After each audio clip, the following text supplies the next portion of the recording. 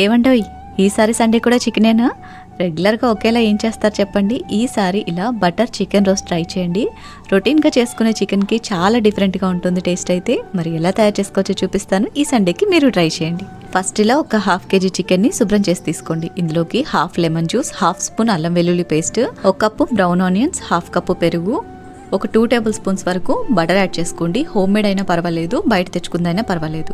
And 2 spoons ఉప్పు, 2 spoons కారం, 1.5 spoon ధనియాల పొడి, 1/2 spoon garam masala, 1 spoon chicken masala, 1/2 spoon పసుపు, 1/2 స్పూన్ మిరియాల పొడి ఇవన్నీ కూడా వేసేసి చికెన్కి బాగా పట్టించేసి 10 నిమిషాల పాటు మ్యారినేట్ చేసుకోండి. తర్వాత మిక్సీ జార్లోకి 1 కప్పు బ్రౌన్ ఆనియన్స్, 2 స్పూన్స్ కారం, ఒక 10 వెల్లుల్లి రెబ్బలు వేసేసి మెత్తగా గ్రైండ్ చేసి తీసుకోండి. ఈ కారంతో కూర చాలా టేస్టీగా ఉంటుంది. తర్వాత కడాయిలోకి 1 టేబుల్ స్పూన్ వెన్న, 1 గంట నూనె వేసేసి కొంచెం వేడైన తర్వాత మ్యారినేట్ చేసుకున్న చికెన్ అంతా కూడా వేసి ఒకసారి మిక్స్ చేసి మూత పెట్టి ఆయిల్లోనే 50% మగ్గనివ్వండి.